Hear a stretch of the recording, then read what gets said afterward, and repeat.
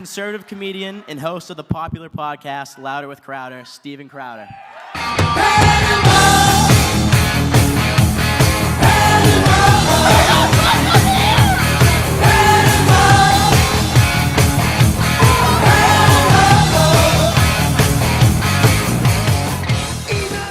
And finally, journalist and senior editor at Breitbart.com, Milo Yiannopolous.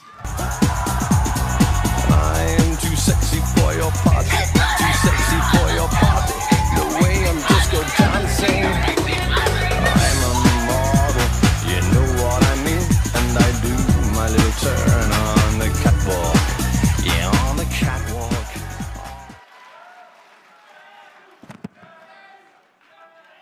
Okay, thank you all three for coming. At this point, we're gonna invite the speakers to the top of the stage to have some opening remarks.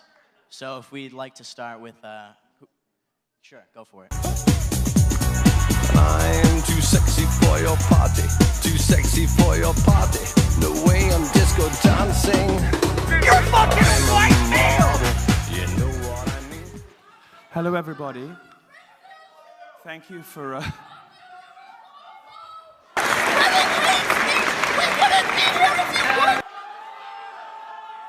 That's very strange. Please, thank you for your enthusiasm. Thank you for your enthusiasm. If we could get on with the show. Thank you.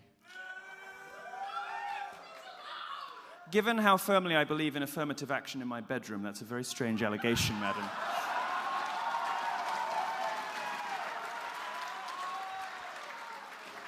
I've taken some time out of my busy schedule, being fabulous and doing my hair, to prepare a speech for you. Well, a few remarks, really. Feminism is cancer. Thank you very much. I am too sexy for your party, too sexy for your party. At both schools, students organized a safe space where they could flee if someone was panicked by my words.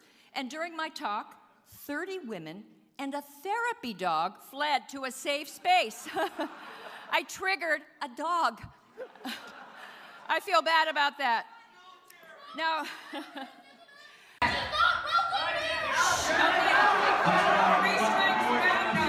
One more disruption and we'd have to ask you to leave the venue. my free speech!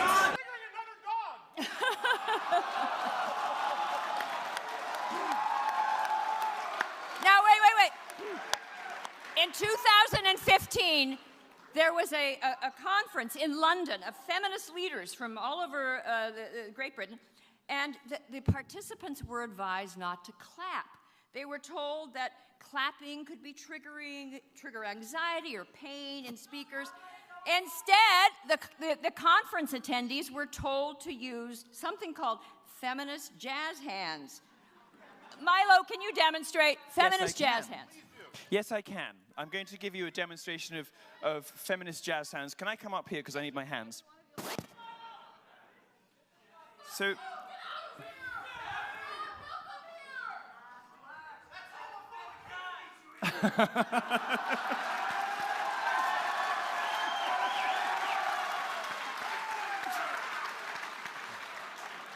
madam, we're going to get through this show whether you like it or not.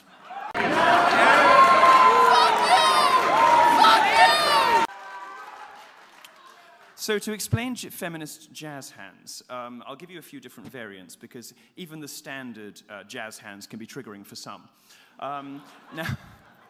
Now, if you want to add a little pizzazz to your jazz hands, you can upgrade them to pizzazz hands, which is a way that some feminists express their displeasure. There are, of course, for the lesbians in the audience, scissor fingers.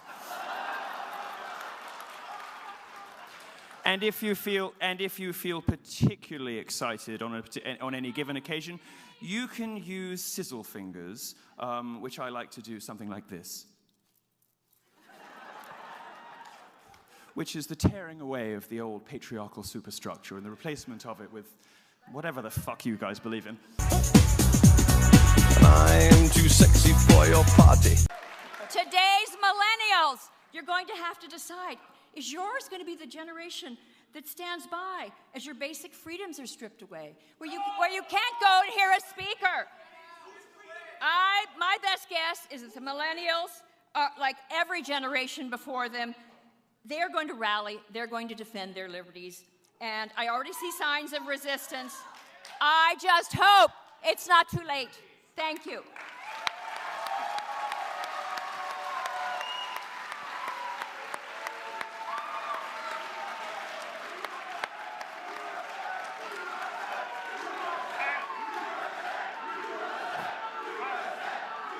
Please, please.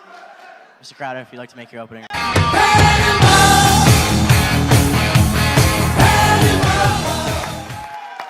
Let's hear it for UMass Republicans putting this on. Come on, let them know you love him. Let's hear it for Milo. Let him know you love him. Let's hear it for Miss Summers. Let her know you love her. Time to listen up, you silly liberal fruitcakes.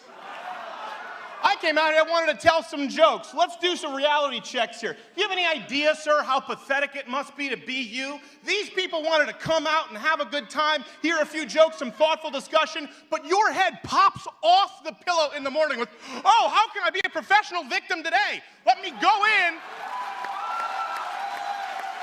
You're fucking a white male! And screw with their act just because, oh my God, your parents didn't tell you that your opinion wasn't worth that much. Look, they're confused. They're confused. You know why? Because I'm not your gender studies professor who has to cater to your trigger warning, microaggression, safe space bullshit. I didn't want to do this. I wanted to come out and tell a few jokes. You created this monster. We have to go. 10 more minutes of this. Let this reverberate. Let it be a life lesson. This monster right here that you're so afraid of, the face you see in your nightmares, was created by social justice warrior assholes like you. And now you have this wonderful faggot. That's what happens. We okay? We good? Yeah, we can. Yeah. Darling, you can call me what you like. Oh, okay, there we go. Crying out loud, listen. Nobody here wants to hear your opinion that much. And here's what's so crazy. You couldn't wait 5 minutes. Unlike leftists, we have an open panel and a Q&A session because we want an open idea. Oh, I'm a racist. There you go. That's a new one. Where'd you learn that one in Social Human Studies 101? Right next to the giant, I don't know, wild boar I couldn't see who said, there's no such thing as fat chicks. Guess what? If you think there aren't, you are one, okay? Did he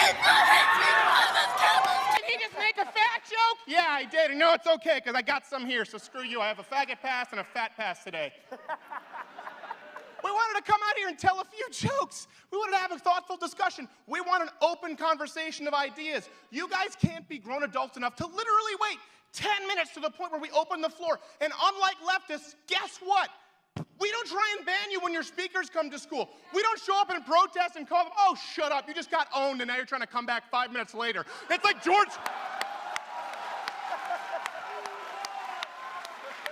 The jerk store called, they're running out of you, George Costanza, you androgynous little amoeba.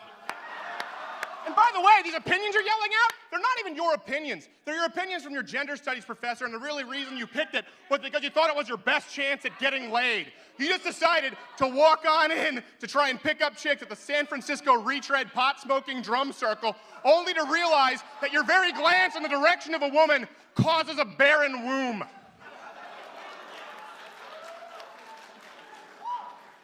Oh, you think this is gonna get better? No. Is he gonna check his privilege? That's not going to happen. I don't want to come out here and give someone the finger, but it's because they walk out and this chick is start a show like that. This is absurd. At least when you go back to like Christina Hoff Sommers' days, self-professed Democrats, hippies, the retreads that you guys want to be, at least they thought they were fighting the system. They thought they were trying to create transparency. They really thought they were for free speech. You people are openly and completely against it. You're not fighting for free speech. You're not fighting for rights. You're fighting for the right to be a pussy and not hear opinions that you don't like.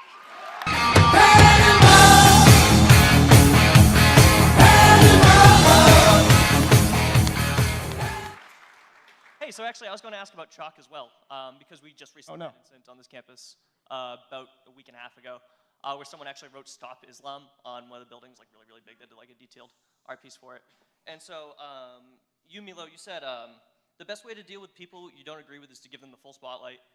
And you, Christina, is you said no intellectual diversity at an institution of higher education.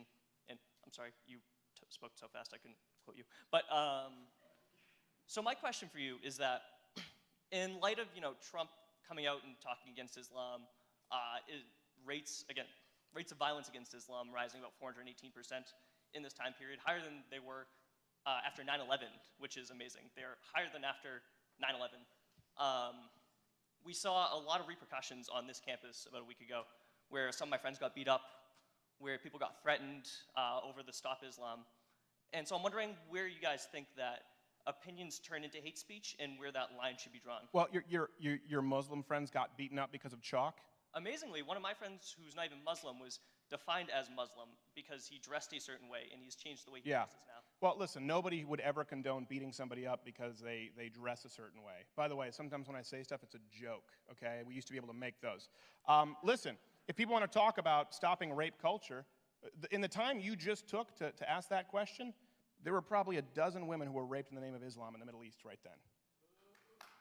And there were tons of people killed. So listen, no one is condoning violence against Islam. Obviously it's a silly litmus test as far as Donald Trump saying ban all Muslims, and it makes it hard for people like me who argue against the ideology of Islam. I think if you want to learn about the ideology of Islam, open the Quran, read 5 pages in any direction, and you will be... Yeah, we've had Muslims on my show. Okay? No, it's not my problem. It's my opinion. I don't like it. I didn't speak on your behalf. I talked about the Quran. Guess what? I wasn't there for the French Revolution. I can talk about it. Everybody has a right. And If people are beating up Muslims, that's bad. The ideology of Islam has been bad for the last several decades, and it's not hate speech to say so. It's not racist. It's an ideology in a prescribed form of religion and law, and I don't like it. Like any other set of ideas, Islam is a set of ideas, and like any other set of ideas, we are perfectly entitled to interrogate it and find it wanting. I personally find it wanting. I would also like to say, as a gay person, I am fucking terrified by mass Muslim immigration because the homophobia in the Islamic community, in the Ummah, is not restricted to terrorists. It is not restricted to ISIS. 51% of British Muslims believe that gay sex should be against the law. This is not Muslims in Syria. This is not Muslims in Raqqa. This is Muslims who live 3 streets away from me. Every other one of them believes that my lifestyle should be illegal. 39% of British Muslims believe that a woman should always obey her husband. Where the fuck are feminists on that? 25%. 25% of British Muslims believe that Sharia law should be instituted, which under certain circumstances treats a woman's... Milo, he's trying to narrow in on a question. Well, I'm going to finish. Treats a woman's testimony as worth half of a man's. The Queers for Palestine, possibly the stupidest people to walk the face of the earth, overlook the statistic that 97% of Palestinians believe that homosexuality is an unacceptable lifestyle choice. I'm not scared by terrorists, I'm scared by Islam. Moving on to our next question here. When does free speech become hate speech is the basic question, right? Yeah, that's a silly question. Hate speech is a figment of your imagination. If someone says something you don't like, you don't get to label it hate speech. That's it. No, call to action is not allowed. If I say, hey, I'm going to punch you in the face, and I do it, that's not speech, that's an action. If someone says, gosh, I really don't like your face, and it would be nice if it were punched, but I would never do it, is very different. People should be able to say what they want. If you don't like it, walk out, change the channel. We don't believe in hate speech. We answered your question. Leave. Who was beat up because of what I said? Your friend was beat up because of something that I said? That's what we call being unable to substantiate an argument, Mr. Tank Top. Get out.